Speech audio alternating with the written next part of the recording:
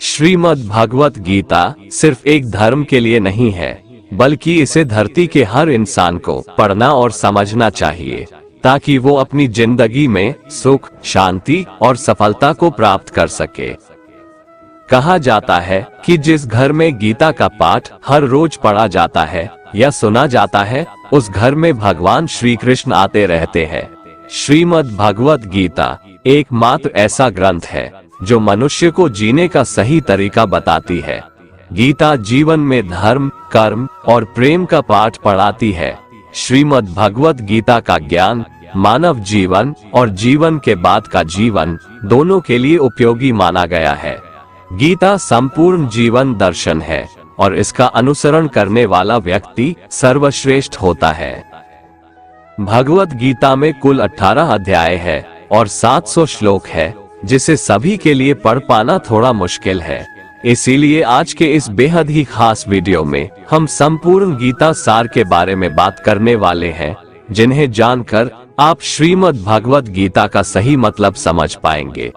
इसलिए इन विचारों को आप हर रोज रात में सोने से पहले सुने। तो चलिए अब देर नहीं करते हुए वीडियो शुरू करते हैं। भगवान श्री कृष्ण कहते हैं, 4 वेदों का अर्थ नहीं भी जानो तो कोई बात नहीं, लेकिन समझदारी, जवाबदारी, वफादारी और ईमानदारी, इन 4 शब्दों का मर्म जान लो तो भी जीवन सार्थक हो जाएगा। भगवान श्री कृष्ण अर्जुन को उपदेश देते हुए कहते हैं कि हे अर्जुन, क्यों व्यर्थ चिंता करते हो? किससे व्यर्थ डरते हो? कौन तुम्हें मार सकता है? यह आत्मा अजर अमर है। आत्मा न तो मरता है और न ही जन्म लेता है, क्योंकि आत्मा अजन्मा, नित्य, सनातन और पुरातन है। शरीर के मारे जाने पर भी यह नहीं मरता।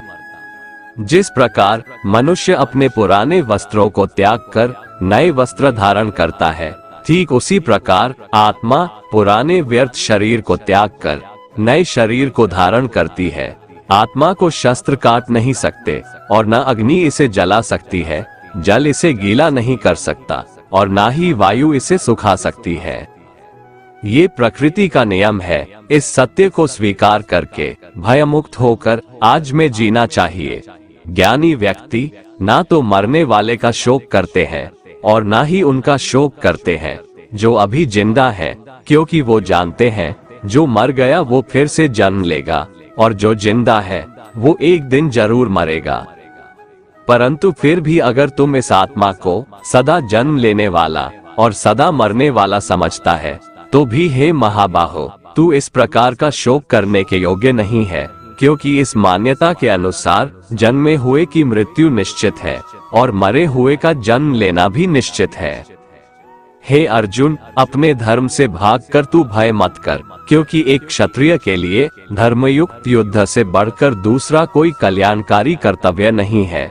हे पार्थ, अपने आप प्राप्त हुए और खुले हुए स्वर्ग के द्वार रूपी इस प्रकार के युद्ध को भाग्यवान क्षत्रिय लोग ही पाते हैं।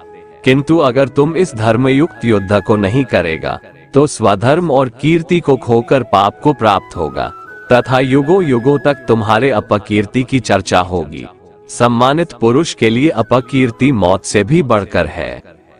या तो तुम युद्ध में मारा जाएगा और स्वर्ग को प्राप्त होगा, या तो संग्राम में जीतकर पृथ्वी का राज्य भोगेगा।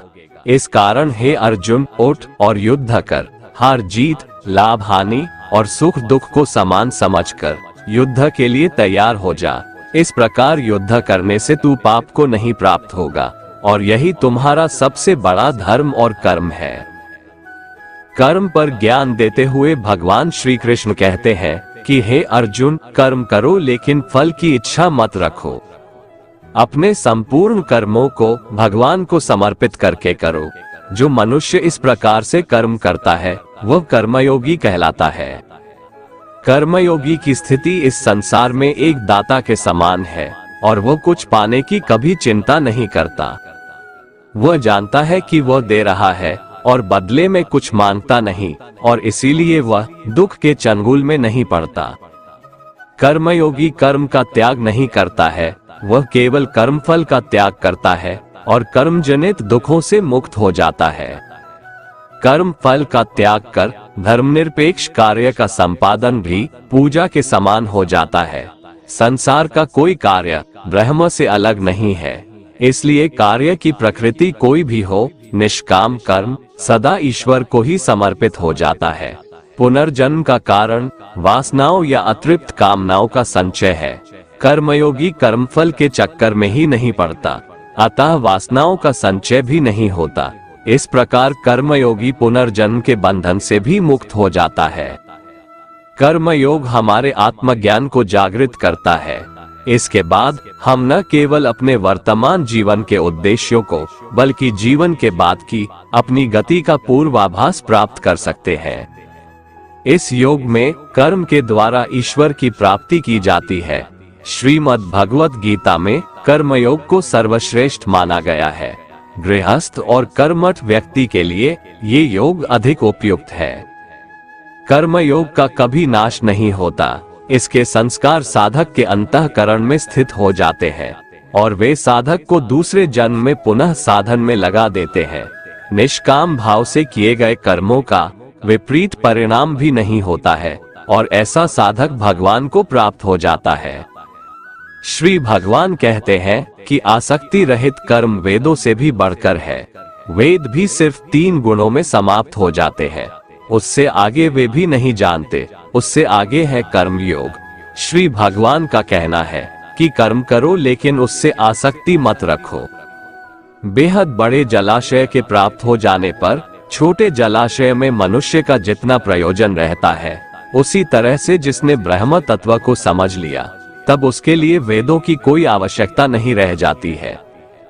भगवान श्री कृष्ण कहते हैं, श्रेष्ठ पुरुष जैसा आचरण करता है, अन्य पुरुष भी वैसा ही आचरण करते हैं।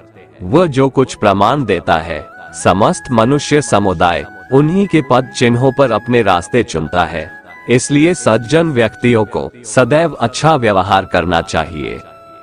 हे अर्जुन, मेरा इन तीनों लोकों में न तो कुछ कर्तव्य है और न ही कोई वस्तु प्राप्त करने योग्य है, फिर भी मैं कर्म में ही बरतता हूँ, अर्थात मैं भी कर्म करते हुए अपने कर्तव्य का निर्वाह करता हूँ। श्री भगवान कहते हैं, हे पार्थ, यदि मैं कर्मों को करने में सावधानी ना बरतूं तो बड़ा अनर्थ हो जाएगा, क्योंकि मनुष्य सब प्रकार से मेरे ही मार्ग का अनुसरण करते हैं। इसलिए यदि मैं कर्म न करूं तो ये सब मनुष्य नष्ट भ्रष्ट हो जाएंगे और मैं संकर्ता का करने वाला हो जाऊंगा तथा इस समस्त प्रजा को नष्ट करने वाला बन जाऊंगा। हे भारत, जिनमें समझ नहीं होती वो कर्म में आसक्त होकर कर्म करते हैं। आसक्ति रहित विद्वान को भी चाहिए कि वह भी लोगों को सही दिशा दिखाने के लिए उसी प्रकार कर्म करे। जो ज्ञानी है, जिन्हें ईश्वर की सच्चाई मालूम हो चुकी है, उनकी ये जिम्मेदारी बन चुकी है कि उनके काम करने के तरीके से कहीं किसी और के मन में काम करने के प्रति अश्रद्धा या अपमान ना पैदा हो जाए। इसलिए उन ज्ञानी जनों के लिए ये जरूरी है कि वो ऐसा उदाहरण सामने रखें जिससे हर कोई अपना कर्म, अपना कर्तव्य करने के लिए प्रेरित हो। वास्तव में संपूर्ण कर्म सब प्रकार से प्रकृति के गुणों द्वारा किए जाते हैं, तो भी जिसका अंतःकरण अहंकार से मोहित हो रहा है, ऐसा अज्ञानी मैं करता हूँ ऐसा मानता है। तामसिक गुण वाले व्यक्ति आलस्य या नींद इसी प्रकार के कर्म करते हैं। राजसिक गुण वाले बात बात पर शौर्य या बहादुरी दिखाने का काम करते हैं, लेकिन ज्ञानी मनुष्य जानते हैं उसके गुण ही उससे कर्म करवा रहे हैं, और जो ज्ञानी नहीं होते वो समझते हैं कि सब कुछ वही कर रहे हैं। कर्म में लगे हुए ज्ञानियों को ये जानना चाहिए कि गुण ही उनसे कर्म करवाते हैं, वो खुद कुछ भी नहीं करते। और जो ज्ञानी इस बात को समझ ले तो ये उनकी जिम्मेदारी होती है कि वो अज्ञानियों को समझाए कि कर्म ही उनका धर्म है। श्री कृष्ण अर्जुन से कहते हैं कि तुम मुझ अंतर्यामी परमात्मा में अपने सारे कर्मों को अर्पण कर दे। जो कोई मनुष्य दोष दृष्टि से रहित और श्रद्धा युक्त होकर मेरे इस मत का सदा अनुसरण करते हैं, वे भी संपूर्ण कर्मों से छूट जाते हैं। परंतु जो मनुष्य मुझ में दोषारोपण करते हुए मेरे इस मत के अनुसार नहीं चलते हैं, उन मूर्खों को तू संपूर्ण ज्ञानों में मोहित और नष्ट हुआ ही समझ। ज्ञानी मनुष्य या योगी किसे कहते हैं? इसके बारे में श्री भगवान बताते हैं कि जब मनुष्य मन में स्थित संपूर्ण कामनाओं को भली भांति त्याग देता है और आत्मा से आत्मा में ही संतुष्ट रहता है, तब वह मनुष्य ज्ञानी या योगी कहलाता है। दुखों की प्राप्ति होने पर जिसके मन में उद्वेग नहीं होता, सुखों की प्राप्ति में जो सर्वथा स्पृहा रहित है तथा जिसके राग, भय और क्रोध नष्ट हो गए हैं, ऐसा मनुष्य ज्ञानी कहलाता है। जो मनुष्य सर्वत्र स्नेह रहित होकर शुभ या अशुभ वस्तु को प्राप्त होकर न प्रसन्न होता है और न द्वेष करता है, वह ज्ञानी है। जिस प्रकार कछुआ सब ओर से अपने अंगों को समेट लेता है, वैसे ही जब कोई मनुष्य इंद्रियों के विषयों से इंद्रियों को सब प्रकार से हटा लेता है, तब वह स्थिर बुद्धि मनुष्य ज्ञानी के समान है, ऐसा समझना चाहिए। इसलिए साधक को चाहिए कि वह उन संपूर्ण इंद्रियों को वश में करके समाहित चित्त होकर मेरा ध्यान करे, क्योंकि जिस पुरुष की इंद्रियां वश में होती है, उसी की बुद्धि स्थिर हो जाती है। विषयों का चिंतन करने वाले पुरुष की उन विषयों में आसक्ति हो जाती है, आसक्ति से उन विषयों की कामना उत्पन्न होती है और कामना में विघ्न पड़ने से क्रोध उत्पन्न होता है। क्रोध से भ्रम पैदा होता है, स्मृति में भ्रम हो जाने से बुद्धि का नाश हो जाता है और बुद्धि का नाश हो जाने से उस पुरुष का पतन हो जाता है। जिस प्रकार हवा के झोंके नाव को भटका देती है, ठीक उसी प्रकार मनुष्य की इंद्रियां उसकी बुद्धि को भटका देती है। इसलिए हे महाबाहो, जिस पुरुष की इंद्रियां उसके बस में होती है, उसी की बुद्धि स्थिर है और वही पुरुष योगी या ज्ञानी कहलाता है। भगवान श्री कृष्ण कहते हैं, जिस प्रकार समुद्र की स्थिति अचल है, भारी से भारी आंधी तूफान आने पर या अनेक नदियों के जल प्रवाह उसमें प्रविष्ट होने पर भी वह अपनी स्थिति से विचलित नहीं होता, मर्यादा का त्याग नहीं करता, उसी प्रकार परमात्मा के स्वरूप में स्थित योगी की स्थिति भी सर्वथा अचल होती है। बड़े से बड़े सांसारिक सुख दुखों का संयोग वियोग होने पर भी उसकी स्थिति में जरा भी अंतर नहीं पड़ता। वह योगी परमात्मा में नित्य निरंतर अटल और एकरस स्थित रहता है। जो मनुष्य संपूर्ण कामनाओं को त्याग कर ममता रहित, अहंकार रहित और स्पृहा रहित होकर विचरण करता है, वही मनुष्य शांति को प्राप्त कर पाता है। मन पर नियंत्रण रखना जरूरी है। मनुष्य का मन वायु की तरह चंचल है। यह मन ही है जो मनुष्य को काम वासनाओं की तरफ भटकाता रहता है। अगर जीवन को सफल बनाना है तो मन पर काबू करना बहुत जरूरी है। मन को वश में करने से दिमाग की शक्ति केंद्रित होती है, जिससे कार्यों में सफलता मिलने लगती है। गीता के अनुसार जिस व्यक्ति ने अपने मन पर काबू पा लिया, वह मन में पैदा होने वाली बेकार की चिंताओं और इच्छाओं से भी दूर रहता है। साथ ही व्यक्ति अपने लक्ष्य को भी आसानी से प्राप्त कर लेता है। अगर मन को वश में नहीं करोगे तो वह तुम्हारा सबसे बड़ा शत्रु बन जाएगा। हमेशा शक करने वाला व्यक्ति कभी शांति प्राप्त नहीं कर पाता है, इसलिए संदेह करने से बचें। अधिक संदेह करने से मन की शांति भंग हो जाती है और व्यक्ति भ्रमित होकर अपने संबंधों को नष्ट कर डालता है। जो हुआ वह अच्छा हुआ, जो हो रहा है वह अच्छा हो रहा है, जो होगा वह भी अच्छा ही होगा। तुम भूत का पश्चाताप न करो, भविष्य की चिंता न करो, अभी तो वर्तमान चल रहा है। तुम्हारा क्या गया जो तुम रोते हो? तुम क्या लाए थे जो तुमने खो दिया? तुमने क्या पैदा किया था जो नाश हो गया? न तुम कुछ लेकर आए, ना कुछ लेकर जाओगे। जो लिया यहीं से लिया, जो दिया यहीं पर दिया, जो लिया इसी संसार से लिया, जो दिया इसी संसार को दिया। तुम खाली हाथ आए थे और खाली हाथ चले जाओगे। जो आज तुम्हारा है कल वो किसी और का था, परसों किसी और का होगा। तुम इसे अपना समझकर मग्न हो रहे हो। बस यही प्रसन्नता तुम्हारे दुखों का कारण है। परिवर्तन संसार का नियम है। एक क्षण में तुम करोड़ों के स्वामी बन जाते हो, दूसरे ही क्षण में तुम दरिद्र हो जाते हो। मेरा तेरा छोटा बड़ा, अपना पराया, मन से मिटा दो, फिर सब तुम्हारा है, तुम सबके हो। भगवान श्री कृष्ण कहते हैं कि मैं ही सबकी शुरुआत हूँ। मैं शुरुआत से पहले भी था और सब खत्म होने के बाद भी रहूंगा। सब मुझ में है और मैं सब में हूँ। ये धरती, चंद्रमा, सूरज, मिट्टी, हवा, पानी सब मैंने बनाए हैं। मैंने ही भगवान, शैतान, राक्षस और इंसान बनाया। मैं ही ब्रह्मा हूँ, मैं ही विष्णु हूँ और मैं ही महेश हूँ। मैं धरती की मधुर सुगंध हूँ, मैं अग्नि की ऊष्मा हूँ। सभी जीवित प्राणियों का जीवन और सन्यासियों का आत्म संयम भी मैं ही हूँ। मैं ही सबका पालन पोषण करता हूँ और मैं ही सबका विनाश करता हूँ। मैं धरती के सभी प्राणियों को जानता हूँ, लेकिन वास्तविकता में मुझे कोई नहीं जानता। जब जब इस धरती पर पाप, अहंकार और अधर्म बढ़ेगा, तो उसका विनाश कर पुनः धर्म की स्थापना करने हेतु मैं अवश्य अवतार लेता रहूंगा। कान्हा कहते हैं, जिस प्रकार प्रकाश की ज्योति अंधेरे में चमकती है, ठीक उसी प्रकार सत्य भी चमकता है। इसलिए मनुष्य को हमेशा सत्य की राह पर चलना चाहिए। तन की सुंदरता मन को आकर्षित करती है, जबकि स्वभाव की सुंदरता हृदय को आकर्षित करती है।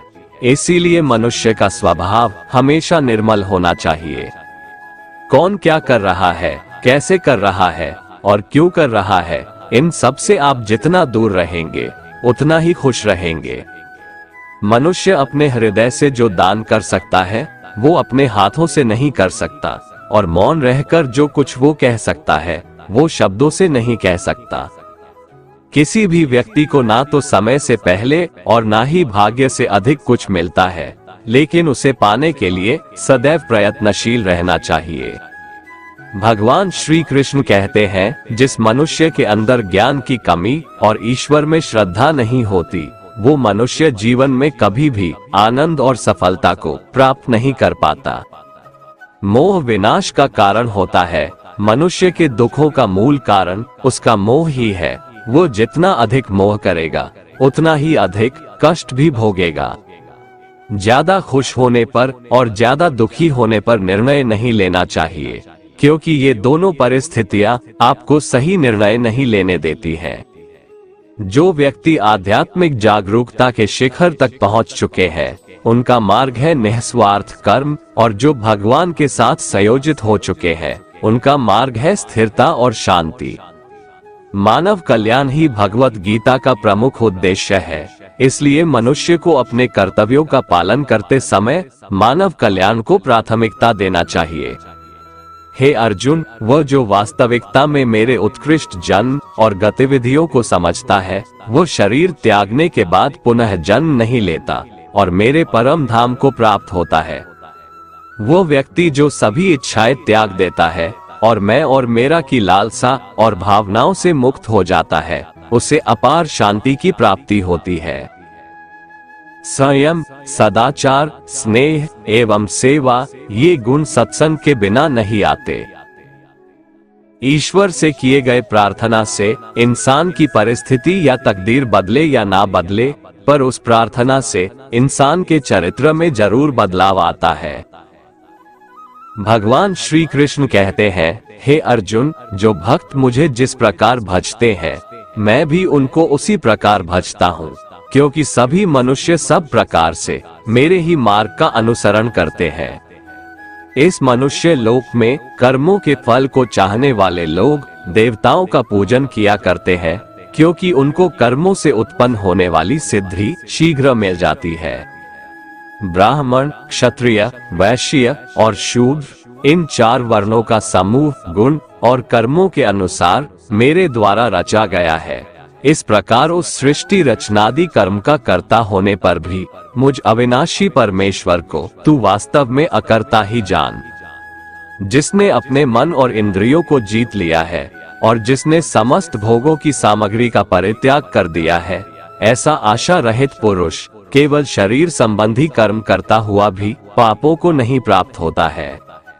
जिसको बिना मांगे जो मिले उसी में संतुष्ट रहता है, जो न किसी से ईर्ष्या करता है और ना द्वेष, जो सुख दुख को एक समान भाव से देखता है, ऐसा मनुष्य कर्म योगी कहलाता है, जिसकी आसक्ति सर्वथा नष्ट हो गई है, जो अपने देह पर अभिमान नहीं करता और जो ममता से रहित हो गया है, जिसका चित्त निरंतर परमात्मा के ज्ञान में स्थित रहता है। वैसा कर्मयोगी अपना कर्म यज्ञ की तरह करता है और मोक्ष को प्राप्त होता है। जो अपना सब कुछ परमात्मा को अर्पित कर देता है, जिसके लिए परमात्मा ही सब कुछ है, जो अपने हर कर्म में परमात्मा को देखता है और हर कर्म परमात्मा के लिए करता है, वैसा कर्मयोगी मोक्ष का अधिकारी होता है। कान्हा कहते हैं, अपनी इंद्रियों को वश में करने का सबसे बड़ा तरीका है ज्ञान। ज्ञान से ही योगी लोग अपने मन को नियंत्रण में करते हैं। जब भी कोई बुरा विचार आता है तो उनका ज्ञान ही उसे बताता है कि उनका लक्ष्य ये नहीं है।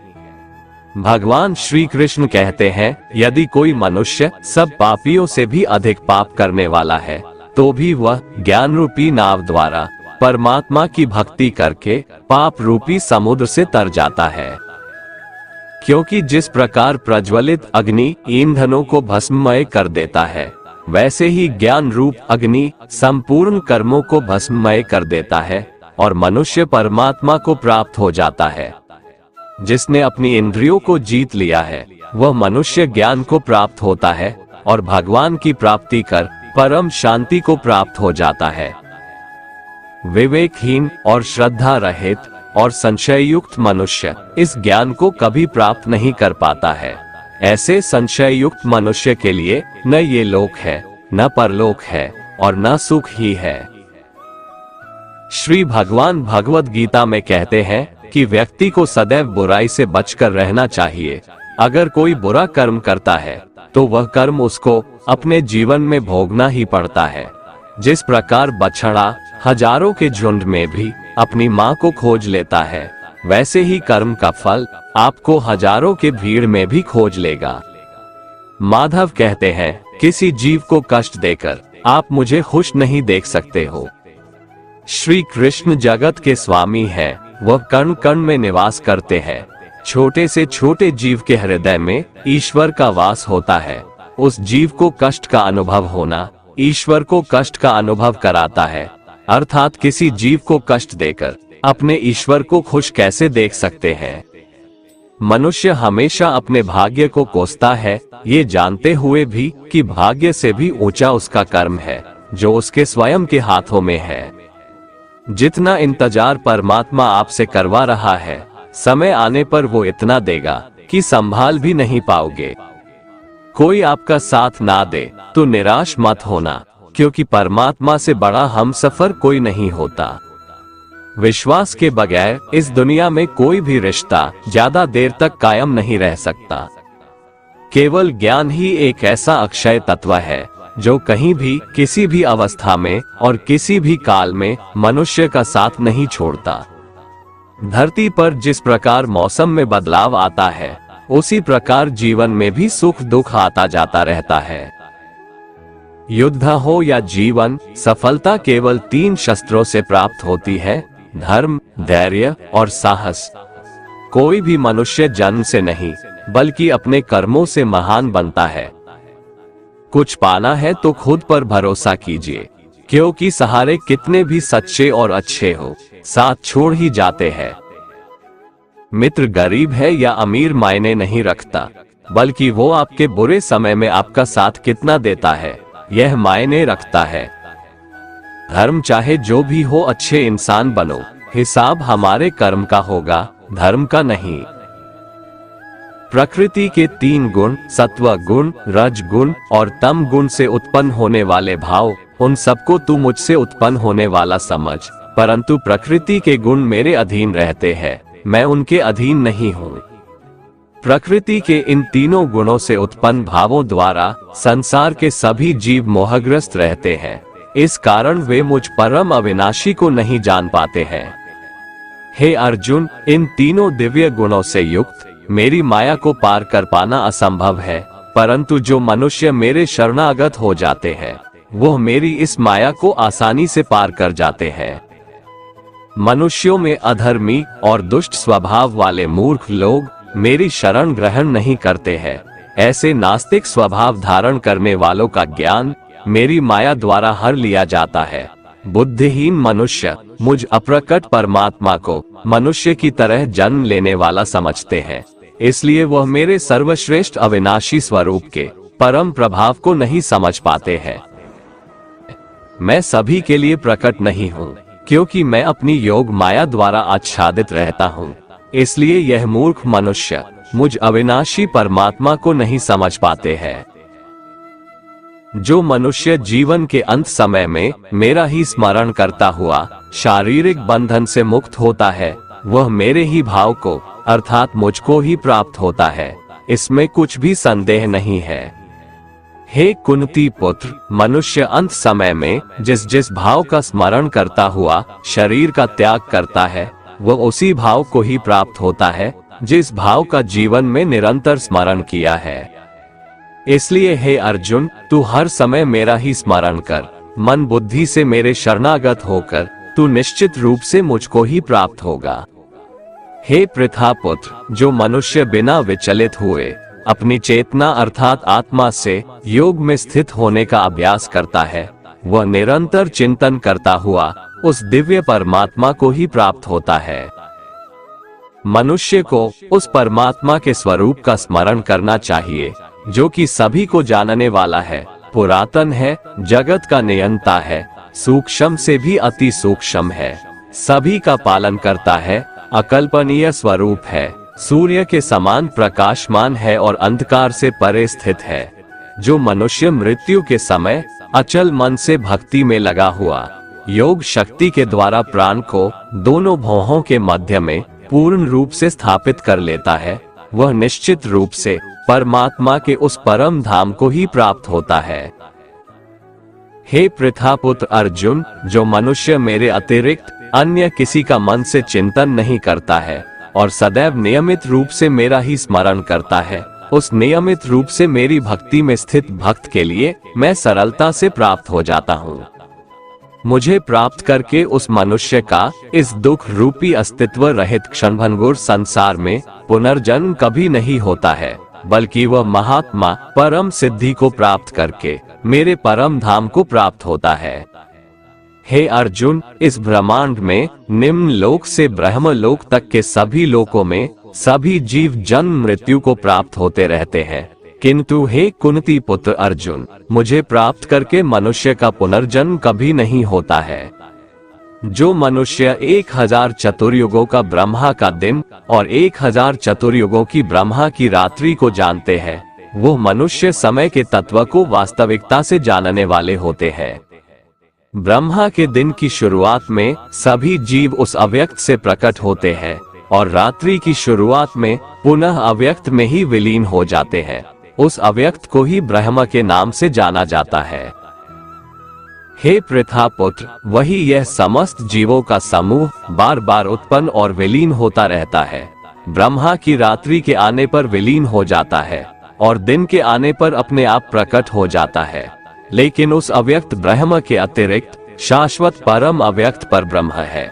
वह पर ब्रह्म सभी जीवों के नाश होने पर भी कभी नष्ट नहीं होता है, जिसे वेदों में अव्यक्त अविनाशी के नाम से कहा गया है। उसी को परम गति कहा जाता है, जिसको प्राप्त करके मनुष्य कभी वापस नहीं आता है, वही मेरा परम धाम है।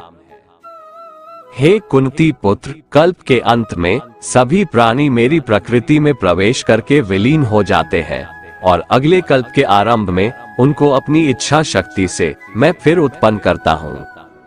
84 लाख योनियों में सभी प्राणी अपनी इच्छा शक्ति के कारण बार बार मेरी इच्छा शक्ति से विलीन और उत्पन्न होते रहते हैं।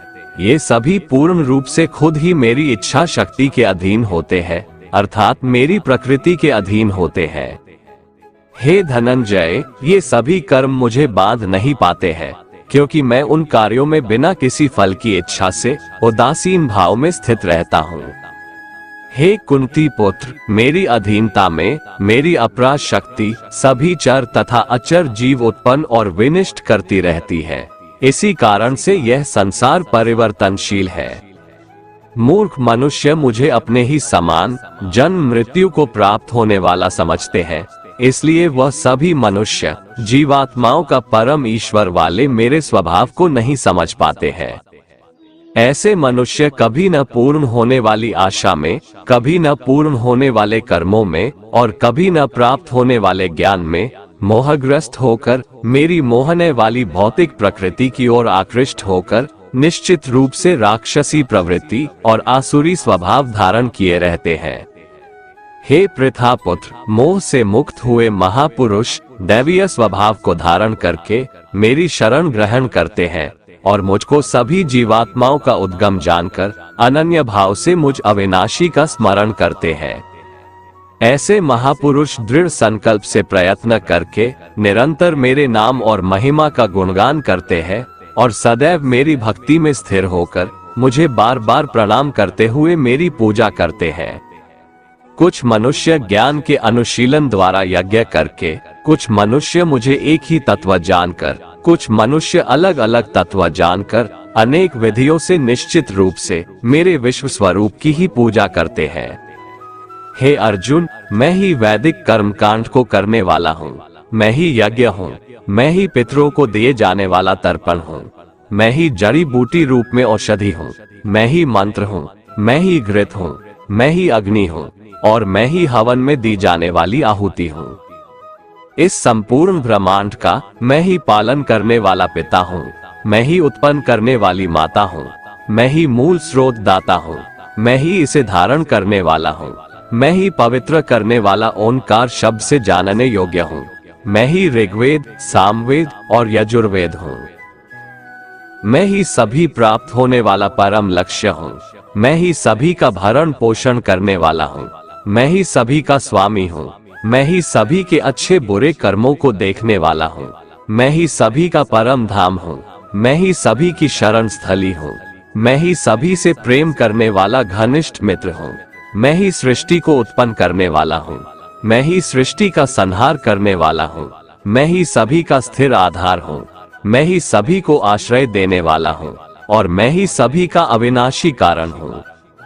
हे अर्जुन, मैं ही सूर्य रूप में तपकर जल को भाप रूप में रोककर बारिश रूप में उत्पन्न होता हूँ, मैं ही निश्चित रूप से अमर तत्व हूँ, मैं ही मृत तत्व हूँ, मैं ही सत्य रूप में तत्व हूँ और मैं ही असत्य रूप में पदार्थ हूँ। जो मनुष्य तीनों वेदों के अनुसार यज्ञों के द्वारा मेरी पूजा करके सभी पापों से पवित्र होकर स्वर्ग लोकों की प्राप्ति के लिए प्रार्थना करते हैं, वह मनुष्य अपने पुण्यों के फल स्वरूप इंद्र लोक में जन्म को प्राप्त होकर स्वर्ग में देवी देवताओं वाले सुखों को भोगते हैं। वह जीवात्मा उस विशाल स्वर्ग लोक के सुखों का भोग करके पुण्य फलों के समाप्त होने पर इस मृत्यु लोक में पुनः जन्म को प्राप्त होते हैं। इस प्रकार तीनों वेदों के सिद्धांतों का पालन करके सांसारिक सुख की कामना वाले मनुष्य बार बार जन्म और मृत्यु को प्राप्त होते रहते हैं। जो मनुष्य एकमात्र मुझे लक्ष्य मानकर अनन्य भाव से मेरा ही स्मरण करते हुए कर्तव्य कर्म द्वारा पूजा करते हैं, जो सदैव निरंतर मेरी भक्ति में लीन रहता है, उस मनुष्य की सभी आवश्यकताएं और सुरक्षा की जिम्मेदारी मैं स्वयं निभाता हूँ। मेरे ऐश्वर्य के प्रभाव को न तो कोई देवतागण जानते हैं और न ही कोई महान ऋषिगण ही जानते हैं, क्योंकि मैं ही सभी प्रकार से देवताओं और महर्षियों को उत्पन्न करने वाला हूँ। जो मनुष्य मुझे जन्म मृत्यु रहित, आदि अंत रहित और सभी लोकों का महान ईश्वरीय रूप को जान जाता है, वह मृत्यु को प्राप्त होने वाला मनुष्य मोह से मुक्त होकर सभी पापों से मुक्त हो जाता है। हे अर्जुन, संशय को मिटाने वाली बुद्धि, मोह से मुक्ति दिलाने वाला ज्ञान, क्षमा का भाव, सत्य का आचरण, इंद्रियों का नियंत्रण, मन की स्थिरता, सुख दुख की अनुभूति, जन्म मृत्यु का कारण, भय अभय की चिंता, अहिंसा का भाव, समानता का भाव, संतुष्ट होने का स्वभाव, तपस्या की शक्ति, दानशीलता का भाव और यश अपयश की प्राप्ति में जो भी कारण होते हैं, ये सभी मनुष्यों के अनेकों प्रकार के भाव मुझसे ही उत्पन्न होते हैं। सातों महान ऋषि और उनसे भी पहले उत्पन्न होने वाले चारों सनकादि कुमारों तथा स्वयंभू मनु आदि, ये सभी मेरे मन की इच्छा शक्ति से उत्पन्न हुए हैं। संसार के सभी लोगों के समस्त जीव इन्हीं की ही संतानें हैं। जो मनुष्य मेरी इस विशेष ऐश्वर्यपूर्ण योग शक्ति को तत्व सहित जानता है, वह स्थिर मन से मेरी भक्ति में स्थित हो जाता है। इसमें किसी भी प्रकार का संदेह नहीं है। मैं ही संपूर्ण जगत की उत्पत्ति का कारण हूँ और मुझसे ही संपूर्ण जगत की क्रियाशीलता है। इस प्रकार मानकर विद्वान मनुष्य अत्यंत भक्ति भाव से मेरा ही निरंतर स्मरण करते हैं। जिन मनुष्यों के चित्त मुझ में स्थिर रहते हैं और जिन्होंने अपना जीवन मुझको ही समर्पित कर दिया है, वह भक्त जन आपस में एक दूसरे को मेरा अनुभव कराते हैं। वह भक्त मेरा ही गुणगान करते हुए निरंतर संतुष्ट रहकर मुझ में ही आनंद की प्राप्ति करते हैं। जो सदैव अपने मन को मुझ में स्थित रखते हैं और प्रेम पूर्वक निरंतर मेरा स्मरण करते हैं, उन भक्तों को मैं वह बुद्धि प्रदान करता हूँ जिससे वो मुझको ही प्राप्त होते हैं। जो मनुष्य मुझसे परम प्रेम करके इस परम रहस्य युक्त गीता शास्त्र को मेरे भक्तों में कहेगा, वह मुझको ही प्राप्त होगा। इसमें कोई संदेह नहीं है। उससे बढ़कर मेरा प्रिय कार्य करने वाला मनुष्यों में कोई भी नहीं है तथा पृथ्वी भर में उससे बढ़कर मेरा प्रिय दूसरा कोई भविष्य में होगा भी नहीं। जो मनुष्य श्रद्धायुक्त दोषों से रहित होकर इस गीता शास्त्र का श्रवण भी करेगा, वह भी सभी पापों से मुक्त होकर मेरे परम धाम को प्राप्त होगा। दोस्तों, अगर आपको हमारा ये वीडियो पसंद आया तो कमेंट में जय श्री राधे कृष्ण लिखें और ऐसे ही प्रेरणादायक वीडियो देखने के लिए हमारे चैनल को सब्सक्राइब कर लें। जय श्री राधे कृष्ण।